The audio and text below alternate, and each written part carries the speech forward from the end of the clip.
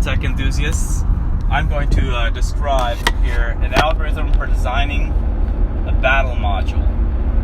What is a battle module, you might want to ask?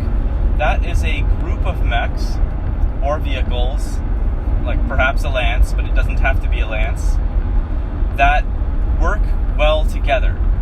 And then when you design armies for a certain battle value game, you can pull these kind of self-supporting, self-consistent battle modules together that add up to the battle value that you're going to play at. So for example, let's say you're going to play a 12,000 battle value game, and you've never designed an army for 12,000 battle value. Then it's going to be easy for you if you have an 8,000 battle value group of mechs, and for example a 4,000 battle value group of vehicles, that you just glue them together and say, okay, I will now have a 12,000 battle value army using these two groups that work well within themselves.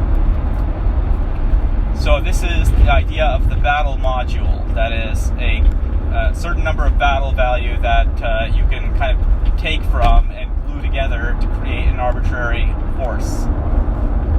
Sometimes you will want to have more vehicles or less vehicles, or more mechs, less mechs, some VTOLs. So it's good to have a couple battle modules at various number levels, such as 1,000 in case you need to just get to some odd number, 2,000, 4,000, maybe 8,000, maybe 6,000 battle value, or maybe even 5,000 battle value. And with those numbers, you can glue piecemeal bits together to create pretty much an arbitrary level of battle value. And it'll end up being a force that works reasonably well together, because you will try to create each of these battle modules as functional and self-supporting as possible. That means also when you play, you'll kind of already know how your mechs are going to play, because you'll keep these battle modules somewhat together, since you already know how to play each one separately. And so when you play on a large game, you kind of already know which mechs will run next to which other mechs, and instead of being a big chaos, you, in your own mind, know exactly what you need to do and how. Of course, to the enemy, it'll just all look like a bunch of mechs, and they can't tell that you have some battle modules going on the table, and you have strategy involving these groups of mechs and things. But to them, it's just one big game. They can't even tell that you're doing this thinking. So, for example, let's say you want to create a battle module that has 4,000 battle value, which is a good, convenient module. So my rule, or my algorithm, is start with 35% of your total battle value. And in this case, this is 4,000, this is going to be 1,400 points. And what can that get you? It can get you an awesome. Now, you don't have to strictly stick to these percentages, but if you use these as guidelines, it'll get you some level of self-supporting groups. So this awesome is going to be your frontline brawler. Next, you're going to want to have a guard of some kind for the brawler, or a hunter of some kind. So I'm going to pick 45% of the remaining battle value, which is now you already used up your awesome, so you have to subtract that off.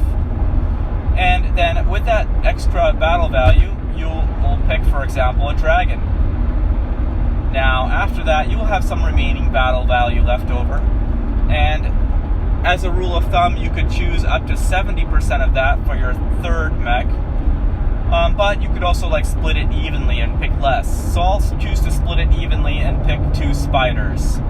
So now I've got the awesome, which is awesome, a dragon, which is kind of a faster hunter type mech, and 2 spiders, which can act either as scouts or special missions mechs that can go behind enemy lines to go target their LRM carriers or something. Or you can use these spiders as bodyguards for both the dragon and the awesome if the dragon and the awesome were to choose to go off in separate paths instead of staying together. So instead of having the dragon be the bodyguard for the awesome, you can split them up too and have a spider go with each one, and have two mini groups there.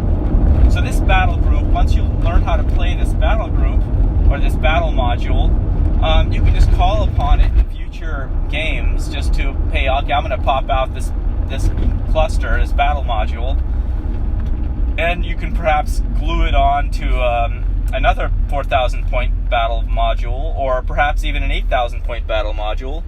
Let's say an 8,000 point battle module that you might want might be, for example, 2 longbows, 2 archers, 2 LRM carriers, and like a Karnov transport that, even though you don't have any infantry along with that particular 8,000 point battle module, you'll probably have some leftover points for infantry, so you'll kind of use that and transport around. Plus, you'll use it as a spotter for the LRMs as well. So that is, for example, an example of an 8,000 point battle value group. So you will end up designing these groups, and then you can glue them together to make arbitrary mech combinations.